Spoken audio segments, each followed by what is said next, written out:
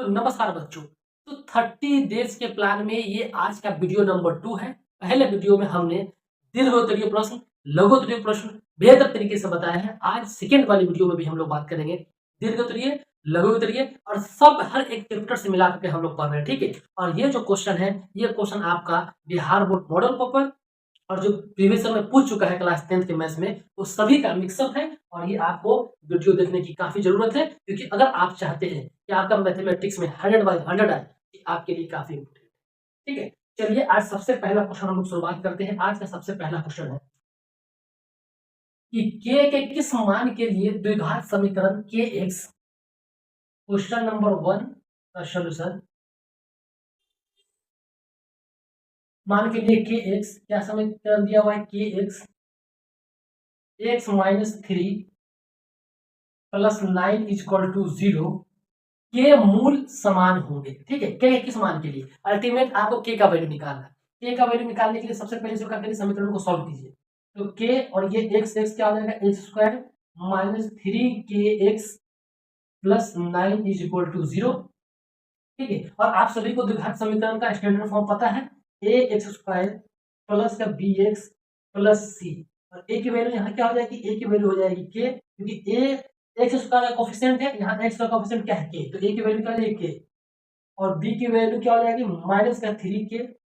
और c का value कितना हो जाएगा, 9 हो जाएगा। और आप सभी को पता है फॉर्मूला कि d² = b² - 4ac, ठीक है। चलिए यहाँ पुट कीजिए, b की वैल्यू क्या हो जाएगी, -3k, 3k² -4 इंटू a की वैल्यू k, ठीक है। और c की वैल्यू 9, तो कितना करेगा ये 9k² -4k इंटू 9, तो 9k² -36k, ठीक है। अब हमको k का वैल्यू निकालने के लिए d को 0 करना पड़ेगा। हम लोग क्या लिखेंगे, = 0। अब यहाँ से कॉमन क्या कर सकते हैं, यहाँ से कॉमन हम लोग कर सकते हैं आपका k, तो यहाँ क्या बचेगा, 9k -36 = 0। तो 9k -36 = 0। यहाँ तक k ऑलरेडी इसके मल्टीपल में डिवाइड में आ जाएगा तो 0 ही हो जाएगा, ठीक है। तो क्या मिला, 9k -36 = 0। तो 9k = 36, तो k बराबर 9 इसके मल्टीपल में है तो इसके डिवाइड में आ जाएगा। तो k का वैल्यू क्या मिल गया, 4। तो k बराबर 4 के लिए आपका यह मूल समान होगा, ठीक है। क्या निकालना था, k का वैल्यू निकालना था। और k का वैल्यू इसी तरीके से मिलेगा। और आपके बिहार बोर्ड एग्जामिनेशन में इसी तरीके से आपको क्वेश्चन सॉल्व करना है, ठीक है। चलिए तो आज का ये पहला क्वेश्चन था। जब तक आप लोग इसको नोट कीजिए, तो सीधा सेकंड नंबर क्वेश्चन पर आते हैं हम लोग। चलिए क्वेश्चन नंबर सेकंड को देखते हैं। और क्वेश्चन नंबर सेकंड क्या है कि यह समांतर श्रेणी का क्वेश्चन है, ठीक है। समांतर श्रेणी का क्वेश्चन है। क्या बोला है कि 6, 11, 16, 21 डॉट डॉट डॉट आगे तक भी नंबर दिया होगा कि प्रथम 30 यानी 30 पदों का योग ज्ञात कीजिए। 30 पदों का योग, ये सब क्वेश्चन ना बेटा आपको बिहार बोर्ड के एग्जामिनेशन जो होने वाला है फरवरी में, वहां ये सब क्वेश्चन आपको मिलेगा। ये क्वेश्चन को आप हल्के में नहीं लीजिए। अगर आप हल्के में अगर लीजिएगा तो आप हल्के में हो जाइएगा, ठीक है ना। इस क्वेश्चन को आपको सीरियस में लेकर चलना है, क्योंकि इस तरीके के क्वेश्चन आपको बोर्ड एग्जामिनेशन में देखने को मिलेगा। इससे बेहतर क्वेश्चन बनता ही क्या है, समझ गए ना। तो क्वेश्चन को कभी भी हल्के में लेने का नहीं बेटा, तो तुमको हल्के में ले लेंगे, ठीक है। ये सब क्वेश्चन क्या है, काफी इंपोर्टेंट है। ये क्वेश्चन आपका मॉडल पेपर जो अब लॉन्च किया है बिहार बोर्ड ने, उससे और 5 साल बिहार बोर्ड में जो ऑलरेडी एग्जामिनेशन हुआ है उसका क्वेश्चन जो है पीवाईक्यू क्वेश्चन, उस सभी को मिलाकर के हमने ये सीरीज तैयार किया हुआ है। तो ये सीरीज आज सेकंड नंबर वीडियो है। इसी तरीके से आपका जब तक एग्जाम नहीं हो जाए तब तक आपका वीडियो आता रहेगा, हर एक सेट वाइज, ठीक है। हर एक सेट को पढ़ लिए ना, तो फिर आपको मैथ में सोचना नहीं, इतना ही करना है, समझ में ना। चलिए तो आज का क्वेश्चन नंबर सेकंड था। क्वेश्चन नंबर सेकंड क्या, समांतर श्रेणी, क्वेश्चन नंबर 2 समांतर श्रेणी 6, 11, 16, 21 डॉट डॉट डॉट डॉट, ठीक है। तो इसमें क्या निकालना के 6, 11, 16, 21 के प्रथम 30 पदों का योग निकालना है। कहां तक, समापद तक, 38 पद, ठीक। इसी तरीके से 30वां पद तक आपको क्या निकालना है, इस सभी का योग निकालना है। और आप सभी को पता है कि समांतर श्रेणी में आपका योग निकालने के लिए फॉर्मूला क्या होता है, SN बराबर n/2, ठीक है, 2a plus n-1 into D. आप सभी को पता है ये फॉर्मूला, योग निकालने का फॉर्मूला यही होता है। अगर नहीं पता है तो याद कर लीजिए, अगर याद करना नहीं चाह रहे हैं फिर कुछ नहीं कर सकते, ठीक है। चलिए, तो आप यहाँ पर पता कीजिए कि एन क्या है, और एन क्या होगा कि एन जो पूछा है, क्या पूछा है कि 30वां पद तक, मतलब 1 से लेकर के 30 पदों तक, और सबसे पहला पद क्या है यहाँ पर 6 है। यहाँ से लेकर के जो 30वां पद जहां तक आएगा उस सभी का योग, तो कितना पद तक 30, तो इनकी वैल्यू कितना हो जाएगा 30 डिवाइड बाय 2, और 2 इंटू ए क्या बोलता है, ए बोलता है प्रथम पद। प्रथम पद क्या है, प्रथम पद यहाँ पर 6 है, जो 6 प्लस एन क्या है, एन तो आप सभी को पता है 30 माइनस का 1 इंटू, और डी क्या होता है, डी होता है बेटा प्रथम पद और द्वितीय पद दोनों का डिफरेंस, दोनों का डिफरेंस। तो पहला पद कितना है 6 है, दूसरा पद कितना है 11, दोनों का डिफरेंस कितना हो जाएगा आपको 5 हो जाएगा, ठीक है। तो 5, अब इसको सॉल्व कर लीजिए, आपका आंसर मिल जाएगा। तो कितना हो जाएगा 15, ये कितना हो जाएगा 12 प्लस 29 गुणे 5, ठीक है। तो कितना हो जाएगा 15 इंटू, अब 12 प्लस 29 गुणे 5 कितना हो जाएगा 29 इंटू 5, 9 बचे 45, 4 5 10 4 14 145, 145। तो 15 इंटू कितना हो जाएगा 5 2 7 4 1 5 1, अब 157 इंटू 15, इसको मल्टीप्लाई कीजिए, जो आएगा वही आपका आंसर होगा, ठीक है ना। तो इस तरीके से निकालना है। अगर मान लीजिए कि इसमें और सा बेहतर बेहतर क्वेश्चन बनता है, वो सब बताएंगे, आपको टेंशन लेने की बात नहीं है। जैसे जैसे आपका सीरीज बढ़ता रहेगा, आज तो ये दूसरा वीडियो, तीसरा वीडियो आएगा, उसमें और बेहतर आपको समांतर श्रेणी से क्वेश्चन मिलेगा। हमने क्या किया है कि हर एक वीडियो में हर एक चैप्टर से एक एक क्वेश्चन को एटलीस्ट उठाया है, और ये क्वेश्चन आपका पूछेगा, ये क्वेश्चन आपका पूछने वाला है कम से कम तो 2 मार्क्स, 2 मार्क्स और 5 मार्क्स, ठीक है ना। हम लोग बड़ा मछली को पकड़ने की कोशिश कर रहे हैं, बड़ा मछली पकड़ा के तो छोटा आसानी पकड़ लिया। इस तरह का क्वेश्चन जो 2 मार्क्स का सीख लिया, वो तो आराम से ऑब्जेक्टिव बना देगा, ठीक है। तो टेंशन लेने की बात है, तिल उतरिए और लगे रहिए प्रश्न में। तो आप इस तरीके से नोट डाउन कीजिए, किसी भी प्रकार का अगर डाउट हो आप कमेंट में बताइए, क्योंकि जब तक अगर आप अपना प्रॉब्लम बताएंगे नहीं, आपका कैलकुलेशन मजबूत नहीं होने वाला है। कैलकुलेशन को सीखिए, अगर कॉन्सेप्ट पता भी है और कैलकुलेशन कमजोर है तो फिर भी कुछ मतलब नहीं, दोनों चीज आपको बैलेंस रख के चलना पड़ेगा, ठीक है ना। चलिए, तो आप लोग इसको नोट डाउन कीजिए जब तक तीसरे क्वेश्चन के ऊपर आते हैं। मैंने क्वेश्चन लिया, अब हम लोग आएगा ट्रिग्नोमेट्री के ऊपर, समझ गए ना। तो हमने इस तरीके से ही वीडियो तैयार किया कि आपको हर एक चैप्टर से क्वेश्चन मिलेगा। इस ये वीडियो देखने का आपका कई फायदा है। सबसे पहला कि आपका हर एक चैप्टर का कॉन्सेप्ट रिकॉल हो जाएगा, कौन कौन सा फॉर्मूला यूज होगा सब आपको याद हो जाएगा। दूसरा चीज है कि आपको ये क्वेश्चन इस तरीके से बताया जा रहा है कि आपको एग्जाम में आने की पूरी संभावना है, कि इससे बेहतर क्वेश्चन और बनता क्या है। और हर एक एनसीईआरटी को ऑब्जर्व कीजिएगा, पीवाईक्यू को ऑब्जर्व कीजिएगा, और इस साल का जो मॉडल पेपर बिहार बोर्ड ने लॉन्च किया है उसको अगर ऑब्जर्व कीजिएगा, तो आपका इस सभी से पता चल जाता है कि इस क्वेश्चन से बेहतर कुछ है नहीं, ठीक है ना। चलिए, तो क्वेश्चन नंबर थर्ड, तो क्वेश्चन नंबर 3 का सोल्यूशन देखिए, cos थीटा बराबर 4/5 है, तो क्या निकालना है अपने को निकालना है बेटा tan थीटा और प्लस sin थीटा, ये अपने को इसका वैल्यू चाहिए, ठीक है। तो cos थीटा निकालने के लिए सबसे पहले तो फिगर बनाना बहुत जरूरी है। समझ में आ गया, आप देख लीजिए cos थीटा, और cos थीटा बराबर फॉर्मूला क्या होता है, ठीक है। cos थीटा बराबर क्या है 4/5, और इसका फॉर्मूला sin थीटा बराबर लंब बटे कर्ण, cos थीटा बराबर आधार बटे कर्ण, आधार बटे में कर्ण, ठीक है। आप यहाँ पर देख लीजिए, जो आधार की वैल्यू है वो है 4, जो कर्ण की वैल्यू है वो है 5, ठीक है ना। सीधा इस फॉर्मूला से कंपेयर कर दीजिए, आधार की वैल्यू 4, कर्ण की वैल्यू 5, ठीक है। अब इस क्वेश्चन में आ जाइए, आप इसका कुछ नेम दे दीजिए, ए बी सी, ये क्या है, ये आपका समकोण त्रिभुज है, राइट एंगल ट्रायंगल है। समकोण त्रिभुज क्या होता है, एक एंगल उसका 90 डिग्री होता है, ठीक है, परपेंडिकुलर होता है। अब देखिए आधार, अब इसमें आधार कौन हो जाएगा, आधार आपका हो जाएगा 4। जब अगर मान लीजिए, आप एक बात याद रख लीजिए, आप एक चीज को समझने वाली चीज समझिए, अगर एंगल सी के अकॉर्डिंग अगर हम लोग निकालेंगे तो ये इसके सामने वाला एंगल होता है आपका लंब, ठीक है ना। और उसके बाद बाकी हो जाएगा आधार, ऊपर वाला हो जाएगा कर्ण।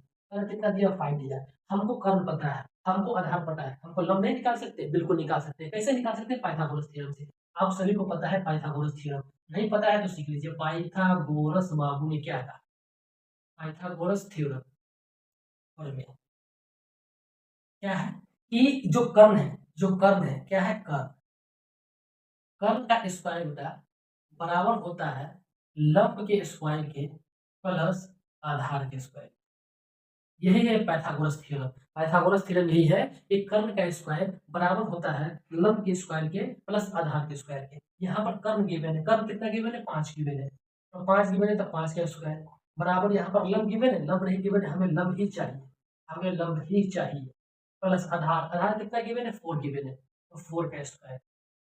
तो सॉल्व कीजिए, 5 का स्क्वायर 25 बराबर लंब अपने को चाहिए प्लस 16। ठीक है, तो लंब का स्क्वायर बराबर बराबर ये 16 प्लस में इसे डिवाइड करके क्या देगा, माइनस में आ जाएगा, तो 25 माइनस 16, तो लंब का स्क्वायर बराबर कितना हो जाएगा, 9। ठीक है, तो लंब बराबर यहाँ पर स्क्वायर है तो यहाँ अंडर रूट आ जाएगा, तो लंब बराबर कितना आ गया बेटा, लंब बराबर आ गया आपका 3। क्या निकल गया, लंब हो गया 3। ठीक है, अब आपको तीनों वैल्यू मिल गया, अब तीनों वैल्यू मिल गया तो ट्रिग्नोमेट्रिक में कोई सा रेशियो को आप निकाल सकते हैं। तो आपको क्या चाहिए था, tan थीटा, और tan थीटा का फॉर्मूला क्या होता है, tan थीटा का फॉर्मूला होता है लंब बटे आधार, लंब बटे आधार। अब लंब कितना आ गया, लंब अपने को पता है 3, आधार कितना है 4। इसी तरीके से साइन थीटा लंब बटे कर्ल, लंब बटे कर्ल, लंब कितना है, लंब है 3, कर्ल कितना है 5, दोनों वैल्यू मिल गया, आप दोनों को ऐड कर दीजिए, दोनों वैल्यू मिल गया, दोनों को ऐड कर दीजिए, तो tan theta plus sine theta, तो tan थीटा कितना है 3/4, साइन थीटा कितना है, साइन थीटा 3/5, 20, ये 5 5 15 4 12, कितना जाएगा 27/20, यही होगा आंसर। ठीक है ना, इस तरीके से बनता है, देख रहे हैं ना। आपको क्वेश्चन में ना, आप सबसे पहली बात है क्वेश्चन समझ में आना चाहिए, क्वेश्चन समझ में आने के बाद वो पूछा क्या है वो आपको पता होना चाहिए, तो आराम से निकलेगा, कुछ करना ही नहीं। ठीक है ना, चलिए इसको फटाफट नोट डाउन कीजिए, इसके बाद सीधा नेक्स्ट क्वेश्चन के ऊपर आएगा। नंबर 4 को क्या करना है, सिद्ध करना है, क्या करना है, सिद्ध करना है, सिद्ध करना है, क्या सिद्ध करना है कि 2 tan 30 degree by 1 minus tan square 30 degree बराबर tan का 60 डिग्री। ठीक, ये प्रूफ करना है। अब प्रूफ करने का मतलब हुआ कि लेफ्ट हैंड साइड को लीजिए, राइट हैंड साइड प्रूफ कर दीजिए, राइट हैंड साइड को लीजिए, लेफ्ट हैंड साइड प्रूफ कर दीजिए। ठीक है, प्रूफ यही होता है, लेकिन एक बात आप यहाँ पर समझ लीजिए कि अगर लेफ्ट को उठाएंगे राइट प्रूफ करने चले तो आपका खटिया खड़ा हो जाएगा। इससे बेहतर है कि यहाँ पर आपको दोनों का एंगल पता है, tan के साथ भी एंगल पता है, यहाँ पर भी tan के साथ एंगल पता है, लेफ्ट हैंड साइड को भी सॉल्व कर दीजिए, राइट हैंड साइड को भी सॉल्व कर दीजिए। जो फाइनली सॉल्व करने के बाद जो आंसर आएगा अगर वो दोनों मैच कर गया तो समझ लीजिए वो सिद्ध हो गया। अब जैसे अगर मान लेते हैं कि लेफ्ट हैंड साइड से, ठीक है, लेफ्ट हैंड साइड में क्या है, देखिए क्या है, 2 tan 30 degree divided by 1 minus tan का स्क्वायर 30 डिग्री।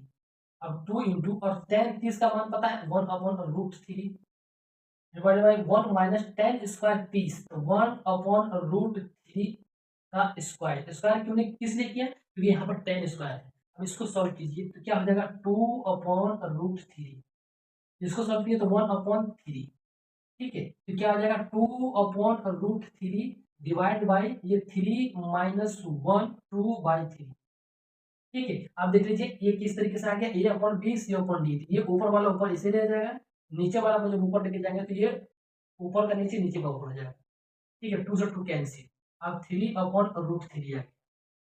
अब इसको √3 से ऊपर भी मल्टीप्लाई कर दीजिए, √3 से नीचे भी मल्टीप्लाई कर दीजिए, अपनी मर्जी से कर दीजिए क्योंकि हमको और सिंप्लीफाई करना है इसको। ठीक है, ये क्या आ जाएगा, ये आ जाएगा 3√3 डिवाइडेड बाई √3 का मल्टीप्लिकेशन √3 के साथ करेंगे तो 3 आएगा, ये 3 कैंसिल, अपने को फाइनली क्या मिला, अपने को फाइनली मिला √3। ठीक है ना, ये लेफ्ट हैंड साइड। अगर हम राइट हैंड साइड को सोल्व करें, राइट हैंड साइड से अगर राइट हैंड साइड को सोल्व करें बेटा, तो राइट हैंड साइड में क्या है tan 60 है, और tan 60 का वैल्यू आप सभी को पता है क्या होता है √3। ठीक है, √3, तो इससे क्या साबित हुआ कि आपका left hand side is equal to है राइट हैंड साइड। ठीक है, क्या हो जाएगा, हेंस प्रूफ। समझ आ गया, जो राइट हैंड साइड का जो वैल्यू है वही लेफ्ट हैंड साइड का वैल्यू है। ठीक है ना, इस तरीके से आप सभी को प्रूफ करना है, समझ में आ गया होगा। ठीक है ना, चलिए, ठीक है, ये क्वेश्चन नंबर 5 है, ये question number 5 very very important है। ठीक है, और 2026 बोर्ड एग्जामिनेशन के लिए। ठीक है, तो 10वां वाले बच्चे आप लोग ध्यान रहे, केयरफुल रहे, आपको इससे बेहतर क्वेश्चन नहीं मिलने वाला। ठीक है, तो यहाँ पे क्या करना है कि लेफ्ट हैंड साइड को राइट हैंड साइड बना देना है या राइट हैंड साइड को लेफ्ट हैंड बना देना है। आपको जो इच्छा हो उसको उसके साथ आप बना सकते हैं। लेकिन एक बात याद रख लीजिएगा, जब अगर मान लीजिए कि इस क्वेश्चन को देखिए, अगर ये लेफ्ट हैंड अगर राइट हैंड साइड को अगर यूज करते हैं तो लेफ्ट हैंड साइड को बनाना इस तरीके से लाना अगर मुश्किल हो सकता है। इसीलिए क्योंकि देखिए ये आपको देखने से ही लग रहा है कि ये सिंप्लीफाइड फॉर्म है, तो सिंप्लीफाइड फॉर्म को फिर इस तरीके से ओपन करके या इस तरीके से बनाना थोड़ा डिफिकल्ट होता है। तो जो देख लीजिए कि आपका कैलकुलेशन है, जो कैलकुलेट करने के बाद आपको वो मिल सकता है, तो हाथ उसी पर लगाइए। एक बात याद रख लीजिए। ठीक है, तो हम लोग यूज करेंगे लेफ्ट हैंड साइड से। क्या है? Sine A upon 1 minus cot A plus cos A 1 minus tan A. ठीक है, अब एक बात याद रख लीजिए, कुछ करना नहीं है, सीधा आपको क्वेश्चन जैसे दिख रहा है और जहां जहां लग रहा है कि आप हम यहाँ फॉर्मूला लगा सकते हैं, लगाते रहिए। और एक बात दिमाग में आपको लेके चलना है कि हमको पहुंचना है यहाँ पर, हमारा मंजिल यही है। ठीक है, भटकते भटकते चलोगे, एक दिन मंजिल मिल ही जाएगी। ठीक है ना, इसी तरीके से भटकते रहिए, इसी क्वेश्चन में आपको मंजिल मिल जाएगा। तो sine A divide by 1 minus, और कॉट ए की जगह पर देखिए क्या लिख सकते हैं, कॉट ए बराबर क्या होता है फॉर्मूला, फॉर्मूला होता है कॉट ए बराबर कॉस ए बाई साइन ए, पता होगा आपको। और टेन ए बराबर फॉर्मूला क्या होता है, टेन ए बराबर sign A upon cos A, ये सभी को पता है। अगर पता नहीं है तो इसका मतलब कि आपका 10th क्लास पूरा का पूरा गोल है। समझ गए ना, तो कॉट ए बराबर क्या है, cos A upon sine A plus cos A divided by 1 minus sine A by cos A. ठीक है, क्लियर। चलिए, ऊपर वाले के साथ कुछ हटानी मत कीजिए, नीचे ही आपको जो करना है करते रहिए। तो साइन ए डिवाइड बाई, अब देखिए साइन ए मल्टीप्लाई कीजिए तो क्या जाएगा, sine A minus cos A divide by sine A plus cos A divide by cos A minus का sine A divided by cos A. समझ में आ गया? क्लियर। चलिए इसको आप लोग पलटिए, ऊपर ऊपर लिखिए तो क्या जाएगा, sine A into sine A divided by sine A minus का कॉस ए। कुछ लोगों को इसमें कंफ्यूजन होगा, अभी यहाँ पर एक बात समझ लीजिए कि ये एक अलग टर्म है, ये एक अलग टर्म है और ये एक अलग टर्म है। एक बात को समझ लीजिए आप, तो ऊपर वाला मान लीजिए किस तरीके से लिखा हुआ है, A divided by C upon D, इस तरीके से लिखा हुआ है। तो सी अपॉन डी एक अलग पार्ट है, ए अपॉन एक अलग पार्ट है। तो अगर मान लीजिए कि अगर रिवर्स करते हैं तो ए अपॉन ए के जो कुछ है तो 1 डालते हैं मल्टीप्लीकेशन, इसको अगर पलटेंगे तो ऊपर चला जाएगा डी और नीचे आ जाएगा सी। इसीलिए इस तरीके से ये हुआ है, साइन ऊपर गया है, साइन के साथ साइन का मल्टीप्लीकेशन हुआ है, बाकी नीचे वाला नीचे की तरह रख दिया है। आपको समझ में आ गया होगा, अच्छे तरीके से एक्सप्लेन कर दिए। अगर नहीं समझ में आया तो फिर भी आप कमेंट करके पूछ सकते हैं। ठीक है ना, चलिए इसी तरीके से यहाँ भी हो जाएगा, यहाँ हो जाएगा cos A into cos A divide by cos A minus का साइन ए। ठीक है, अब इसको सॉल्व करिए, आराम से आपका आंसर मिल जाएगा, कहीं कोई दिक्कत नहीं होने वाला है। तो साइन ए इंटू साइन ए क्या हो जाएगा, साइन स्क्वायर ए अपॉन साइन, क्या करेंगे ना कि इसको ना, ये जो अब डिनोमिनेटर में दिख रहा है इसको सेम ऐसे बनाएंगे। ऐसा क्यों बनाएंगे, क्योंकि हमको एलसीएम लेने में आसान होगा। समझ में आ गया ना, तो चलिए क्या लिखेंगे इसको, sign square A divided by sine A minus का कॉस ए। ठीक है, प्लस, अब एक बात याद रख लीजिए यहाँ पर कॉस स्क्वायर ए। अब हम क्या करते हैं ना कि यहाँ पर से माइनस को बाहर करते हैं, इसमें से माइनस बाहर करेंगे, यहाँ क्या लिखना पड़ेगा, माइनस ऑफ कॉस ए, यहाँ पर लिखेंगे प्लस साइन। ऐसा क्यों लिखे, ऐसा क्यों लिखे, तो ये माइनस माइनस प्लस कर देंगे तो प्लस कॉस बन जाएगा, फिर माइनस प्लस माइनस तो माइनस साइन। सेम इसको इस तरीके से लिख सकते हैं हम, फिर क्या हो जाएगा, sine square A divided by sine A minus का कॉस ए। ठीक है, ये प्लस माइनस माइनस बन जाएगा, फिर मिल गया cos square A divided by, अब एक बात है यहाँ पर माइनस कॉस है, यहाँ पर साइन है, इसको हम लोग इस तरीके से लिख सकते हैं साइन ए माइनस कॉस। ठीक है, आप देखिए दोनों सेम हो गया, एलसीएम ले लीजिए तो एलसीएम क्या आ जाएगा, साइन ए माइनस का कॉस है। ठीक है, ऊपर क्या आ जाएगा, ऊपर आ जाएगा साइन स्क्वायर ए माइनस का कॉस स्क्वायर है। क्लियर। अब अभी इस पे मिल गया A square minus B square formula, तो क्या होता है sine A plus B into A minus B divided by sine A minus cos A. अब देखिए sine A minus cos A, sine A minus cos A cancel, अपने को क्या बचा, अपने को बचा sine A plus cos A, जो अपने को प्रूफ करना था, ये प्रूफ करना था ना, ये प्रूफ करना था। समझ में आ गया? तो इस तरीके से बनाना है, इसको लिख लीजिए, ये क्वेश्चन आपका आएगा, आपका क्वेश्चन पक्का आएगा लॉन्ग क्वेश्चन में। समझ में आ गया ना? ये क्वेश्चन आपका लॉन्ग क्वेश्चन में आएगा, तो आप इसको अच्छे तरीके से नोट डाउन कर लेंगे। और सीधा अब हम लोग क्या करते हैं, नेक्स्ट क्वेश्चन के ऊपर आते हैं। चलिए नेक्स्ट क्वेश्चन के ऊपर आते हैं। नेक्स्ट क्वेश्चन क्या है, क्वेश्चन नंबर 6 है। क्वेश्चन नंबर 6 क्या है कि 2 किलो सेब का और 1 किलो अंगूर का मूल्य किसी दिन 400 रुपया था, 400 रुपया था। एक महीने बाद 4 किलो सेब और 2 किलो अंगूर का मूल्य 600 रुपये हो जाता है। कितना? 600 रुपये हो जाता है। इस स्थिति को बीजगणितीय तथा ज्यामिति के रूप में व्यक्त कीजिए। ठीक है, इसी क्वेश्चन को ग्राफ में बनाना होता है, समझ गए ना? सबसे पहले बीजगणितीय सॉल्व करके ग्राफ में बनाना होता है। ठीक है, तो चलिए इसका क्वेश्चन नंबर 6 का सोल्यूशन देखिए।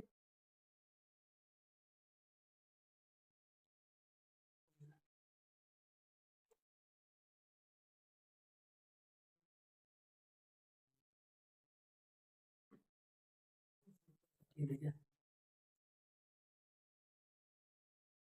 तो क्वेश्चन नंबर 6 का सोल्यूशन है 2 किलो सेब। तो इसको हम लोग पूरा क्या करेंगे, पहले बीजगणित फॉर्म बना लेते हैं, उसके बाद ग्राफ पर देखेंगे। माना कि माना कि माना कि ठीक है कि केला का मूल्य प्रति ग्राम बराबर 100 रुपया। ठीक है, कि केला का मूल्य कितना है, प्रति ग्राम 100 रुपया। इसी तरीके से अंगूर का मूल्य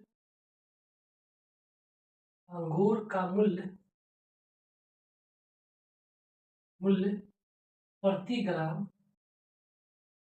बराबर वाई। ठीक है, केला का हमने एज्यूम कर लिया, केला का मूल्य कितना था, x था, और अंगूर का मूल्य था y। अब क्वेश्चन क्या बोला, आप क्वेश्चन को समझिए कि 2 किलो सेब और 1 किलो अंगूर, तो 2 किलो सेब बोला। ठीक है, तो 2 किलो सेब, देखिए तो सॉरी सेब केला नहीं,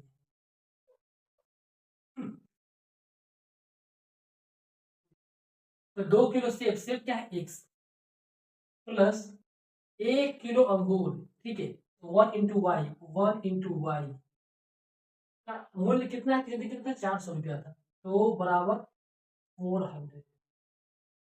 ये इक्वेशन फर्स्ट। ठीक है, दूसरा है आपका कि एक महीने बाद 4 किलो सेब, कितना 4 किलो सेब, तो 4 इंटू एक्स, प्लस 2 किलो अंगूर, तो 2 इंटू वाई, 2 वाई, कितना आता है 600 रुपये हो जाता है, 600। Question number 2। ठीक है, यही आपका इसी तरीके से व्यक्त करना था बीजगणित में। ठीक है, लेकिन इसको आपको ग्राफ पर भी दिखाना है, तो ग्राफ दिखाने के लिए आप एक बात समझ लीजिए, आपको अगर ग्राफ पर इस इक्वेशन को अगर ड्रॉ करना है, तो इसके लिए आपको एक्स और वाई का वैल्यू फाइंड करना होगा, और एक्स का और वाई का वैल्यू फाइंड करने का सबसे आसान तरीका आप सभी को बता रहे हैं। First equation first 2x plus Y बराबर 400। ठीक है, अब इसका हम एक्स और वाई का वैल्यू निकालने के लिए पहले एक्स बनाएंगे। एक्स में क्या करेंगे, सबसे पहले एक्स, उसके बाद वाई, दो दो वैल्यू लेंगे, क्योंकि हमको एक इनिशियल पॉइंट चाहिए, दूसरा फाइनल पॉइंट चाहिए।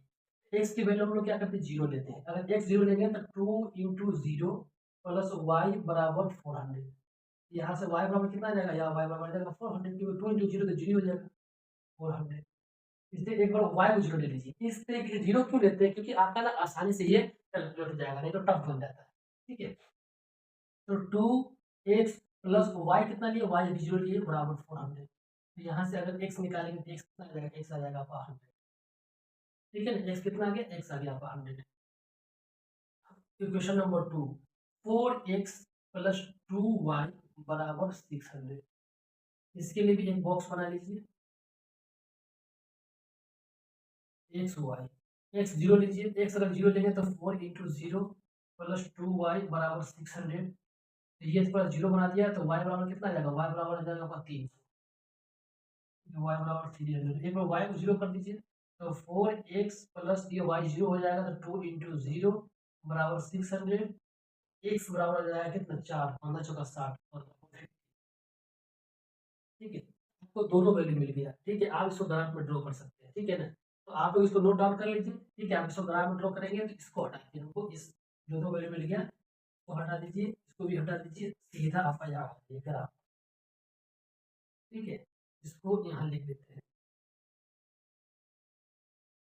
एक्स वाई 0 300 0 150, ठीक है ना। अभी आप ग्राफ को समझिए थोड़ा। ये एक्स पॉजिटिव एक्सिस, ये नेगेटिव एक्सिस, ये पॉजिटिव वाई एक्सिस, ये नेगेटिव वाई एक्सिस। लेकिन हमको नेगेटिव एक्सिस से मतलब नहीं, क्योंकि हमने जो वैल्यू निकाला है वो पॉजिटिव में निकाला है। आप देख लीजिए, आप इसको क्या कीजिए, मार्किंग करिए। चलिए तो पहले लेते हैं 50, फिर उसके बाद 100, उसके बाद 150। हम 50-50 का सेगमेंट ले रहे हैं, ठीक है।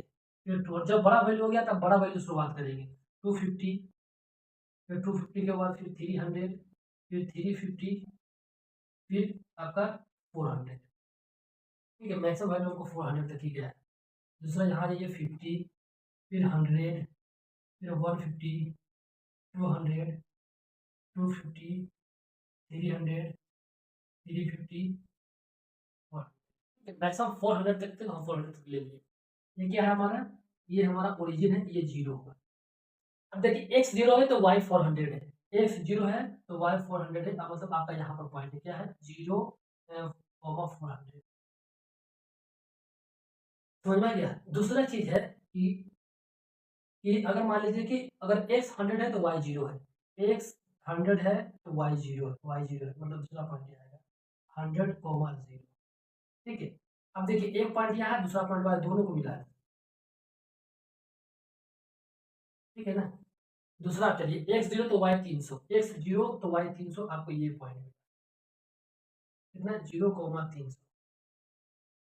दूसरा है कि आपका एक्स 150 है तो Y zero, Y zero X 150, ये पॉइंट 150,0। अब ये दोनों को धर करके मिला दीजिए, ठीक है। समझे ना, यही आपका मिला। ये आपका इक्वेशन कौन सा है, ये क्वेश्चन है आपका सेकेंड वाला, 4x प्लस 2y बराबर 600। आपका ये क्वेश्चन है, ये क्वेश्चन है आपका 2x प्लस वाई बराबर 400, ठीक है। इस तरीके से आपको सिर्फ ग्राफ में दिखाना है, समझ गए ना। लेकिन आगे चलेंगे तो आपको ये पॉइंट ऑफ इंटरसेक्शन जहां पर इंटरसेक्ट किया वो भी पूछता है, लेकिन आपका 10th क्लास एग्जाम में नहीं पूछता, ये आगे के लिए है, ठीक है। तो आपको इस तरीके से ड्रॉ करना है, आपको इक्वेशन बनाकर ड्रॉ करता है। ये क्वेश्चन आपका इंपॉर्टेंट है, ये आपका क्वेश्चन इंपॉर्टेंट है, क्योंकि लैंग्वेज बेस्ड क्वेश्चन है ना। इस क्वेश्चन में आपका इक्वेशन भी निकालना होगा और इसमें ग्राफ भी ड्रॉ करना होगा, ठीक है। तो आप नोट डाउन कीजिए। और क्वेश्चन, तो क्वेश्चन नंबर 7 क्या है कि एक रेलगाड़ी समान चाल से 360 किलोमीटर की दूरी तय करती है, ठीक है। वह चाल 5 किलोमीटर पर आवर अधिक अगर हो जाता है तो उसकी यात्रा में 1 घंटा कम समय लेता है।